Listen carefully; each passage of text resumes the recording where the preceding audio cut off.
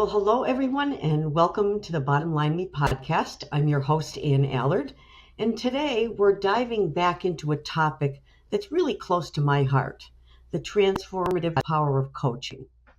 Now, some of you may have listened to a conversation I had earlier this year with executive coach Allison Garaffa, and Allison offered us some great insights into the world of coaching and shared a lot of her expertise and her experiences.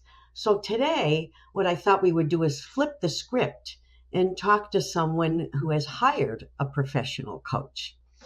But before I introduce my guest, since it is close to my heart, I'd like to share a little bit about my own coaching journey with you. Many years ago, when I was a sales manager navigating the ups and downs of the corporate world, I decided hiring a coach would be a good idea to help me sharpen my skills and broaden my own perspectives. I can honestly say that it was one of the best decisions I ever made. Working with my coach gave me new tools and perspectives that really helped me to better manage my team, improve the way I communicated, and sharpen my leadership skills. It also helped me see things from a broader perspective, which allowed me to be a little bit more strategic and intentional in how I approach certain things, challenges, the day-to-day operations. Now, little did I know how crucial that decision would be, because unexpected budget cuts that year led me to lose my job. And my coach really helped me to pause, reflect, and see the myriad of opportunities that I'd really overlooked or hadn't even considered. So this experience not only helped me to navigate through a tough time, but it also transformed the way I approach my career and a lot of my own life decisions. So why coaching? Why do we want to talk about it? I think because, like my story, coaching can really illuminate paths that we never see when we're too close to our own circumstances. So whether you're looking to enhance your career, improve your personal relationships, or simply grow as an individual, I think coaching can be a powerful tool that you would want to consider. So joining me today, I'm very excited to have dear friend, colleague, Sue Morgan with me. Sue, it's so great to have you. Thank you so much for taking the time to talk with me about this topic. Oh, Anne, it's such a pleasure to be back with you again, as always. And what a great topic. It's exciting. It is exciting. So before we dive in, let's start by having you tell the audience just a little bit about yourself and maybe what initially led you to seek out a coach. Funny how this all came to be, but so as some of you may know, I've been with Old Republic 20 years now. Started in sales and a business development role, and now I'm in sales management. So it's been a journey with some other positions in between. And I have heard often through the years of folks working with professional coaches, and I was always curious about it.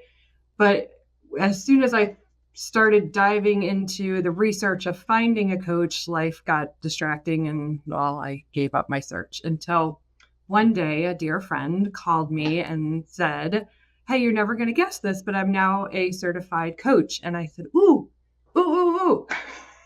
Can I be one of your first, what do you even call mentee? Like, what do you call a person being coached? A client? Maybe? Yes. And of course, she said yes. And that's how we came upon each other. So it's been in the back of my mind for years, just because I've known people who have gone through the experience, like yourself and others, and have spoke so positively about it. But I wanted it to be with the right person, and finally found the right person to do it. That's awesome. So curiosity sort of is what prompted you to begin a coaching journey. So, and then somebody landed in your lap, which is awesome. Somebody that you trusted, obviously, and that you felt you could work with. So did you have, aside from curiosity, were there any objectives, goals, or expectations that you initially had that you could share with us? Out of the gate, no. I know a lot of people start working with a coach because they're at a fork in the road, at a Yeah. pivotal time in their life, in their career, and they just want someone to help them unpack that time and get them pointed in the right direction. Because this kind of fell in my lap, I didn't necessarily wasn't at that point in time, or so I thought. But midway through my journey, I so happened to be that that came to be, and I needed to start making some decisions about next steps in my career and how that would impact my family and so forth. And so it was perfect timing in that aspect as well. But going into it day one, no, I did not have a specific agenda or something that I was trying to navigate that I wanted her assistance with. It was more like, okay, the pool is here. It's a warm day. Let's just jump it. And that's what I Mm. did. I jumped in. Uh, you know, I love it. I think we all come to these things for different reasons and under different sets of circumstances. But you were curious, and then eventually it just sort of, the world opened up, and there it was. So tell us Yeah. a little bit about how it's been. What's it been like?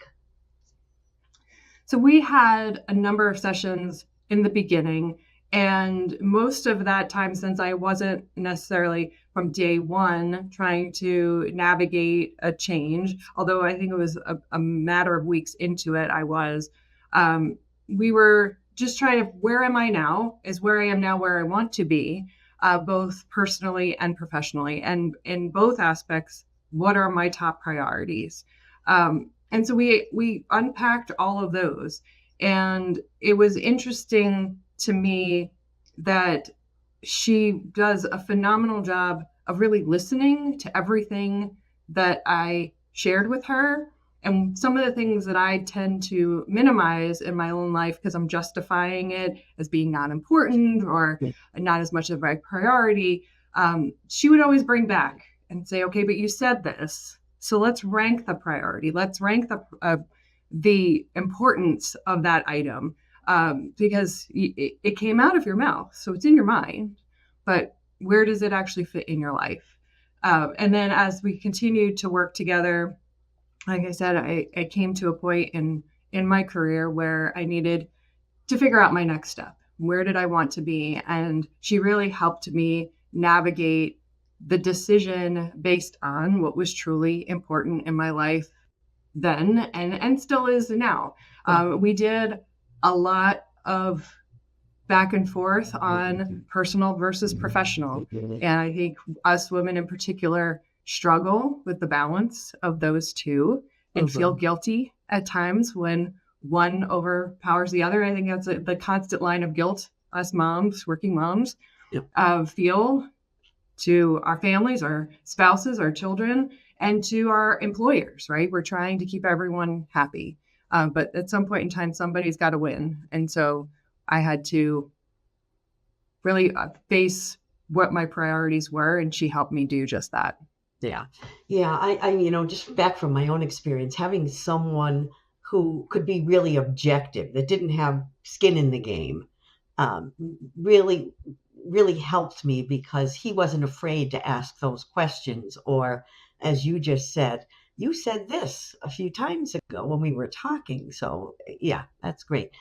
So, in your role as a sales manager, has it had any impact on how you interact with the, because you can't help but want to share it with people once you start getting involved in coaching. And I do think, as I said, it can have an impact on how you begin to communicate and interact with people. So talk a little bit about that, if you would. Absolutely. I think one aspect that I can always improve on is asking better questions. And certainly through the coaching process, I learned how to ask better questions, and dig deeper into the answers to those questions, taking note of things that might just have been skimmed over as an initial answer, but still there. But was that initial answer because they felt like they had to fill space, or is it because there's true weight to that answer, or do we need to dive deeper because they just tried to answer it quickly and there's really a deeper root to the question that I'm being asked. So a lot of coaching is being asked a lot of questions and being willing to dive into the answers to those questions. And for those of us who may not like being interviewed or might not like to disclose all of that, I think that's probably one of the reasons why I don't do a good job asking questions, is I try to protect people's privacy, or I feel like, well, they'll share what they want to share.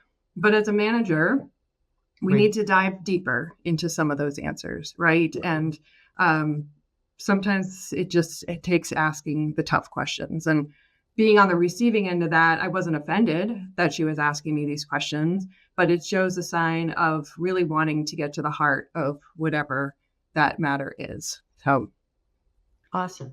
Well, and from what I'm hearing you say, the fact that she was able to ask you, little harder questions maybe, or deeper questions, it's hard. I think it's almost impossible not to learn from that. And then in your role at Older Public Title, you can begin to apply that in asking questions to your team, I would think. Yeah. Absolutely. Absolutely. Yeah. I was just wondering if, was there any aha moment or surprise for you? How long have you been working with a coach, Sue? It was in the beginning of the year that we started. Okay. And then we're not meeting regularly right now. We do touch base calls as needed. But there were a couple surprises along the way. Mm-hmm. So all along, when I talk to people about coaching, they say, they don't give advice. So it's not therapy, it's not counseling, which in some ways I kind of wanted, because I enjoy people giving me suggestions on what to do, especially based on their life experience. I'll learn from their mishaps, not do those, and head in another direction. But everyone kept saying the answers are within you, right? So you already know the answer. It's just in you. And so my logical way of thinking thought, well, if I already know the answer and the answer is in me, why do I need to pay somebody to ask me all these questions, right? So I'm a frugal kind of gal. I'm like, I got better things to spend my money on than somebody asking me a ton of questions. And honestly, if she hadn't fallen in my lap, hadn't made that call, I wouldn't have gone through the process, because I was still stuck on that. But I've said this in our conversation here. How many times do we answer a question and we throw something out there and then we justify why that's not important, or why that might not carry a lot of weight? And so I found myself answering her question and then backtracking and burying that answer under justification or reason why I shouldn't be taking that into consideration, or why that's not important. And she did a phenomenal job of moving that back up to the top. But you said this, so that has to be important to you. Yeah. And you said this, and she would take copious notes, which was fabulous, because I just talked and talked and talked, and she took all the notes of what came out of my rambling mouth and would send them to me, and we'd revisit them after every call. And it was truly a fabulous opportunity for me to see and hear from her what I did say when I was answering some of these questions. And she wouldn't let me just let it go without talking it through. So why would I have mentioned it if it wasn't important? Why would I have said this if it didn't mean something to me? So that was one of my early on big surprises, is the answers truly are within the person. Uh-huh. You just need the right questions. And the second one was in the midst of our time together, I had ended up coming up with a situation at work that I was going to have a difficult conversation with someone. And we've all done that in management, even with coworkers. We've gotten ourselves into a predicament where we're going to have to just sit down with this person and air our grievances. And so I had messaged her. We had spoken that morning. Things happened during the day. And then that night I was like, well, let me just fill you in on the rest of my day since we last spoke. And she wrote back instantly. She's like, I've just finished a module on having difficult conversations with people. Would you like to meet and talk about this? I was like, yes, that would be fabulous, because I'm sitting here listening to my LinkedIn learning on how to have difficult conversations, but I'd love to have that one with you. Awesome. And so that night we had an impromptu meeting and went over her training materials that she was going through on difficult conversations. And it was fabulous. Again, asking great questions. What is what is your desired outcome for this conversation?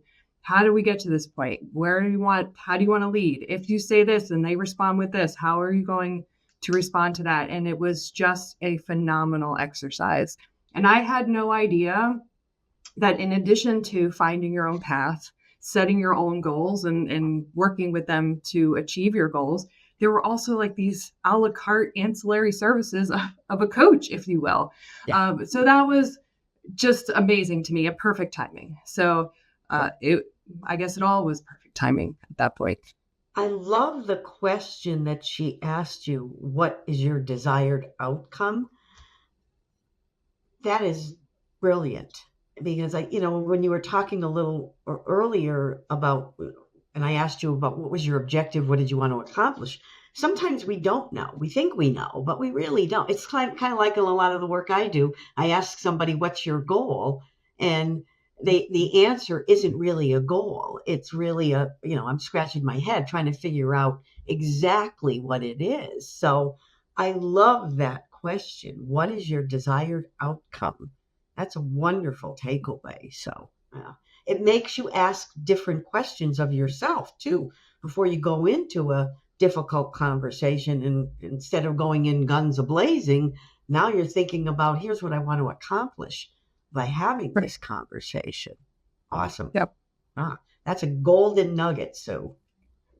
It all was. And I have a deep faith. So I believe that, God put her into my life at a certain time when I needed her and knew the path that I was going to head down and that she needed to be in the boat right beside me. So it was a phenomenal experience and continues to be. I mean, she's literally in my back pocket. So whenever I need her, she's one text message away to set up a call and talk through whatever's going on.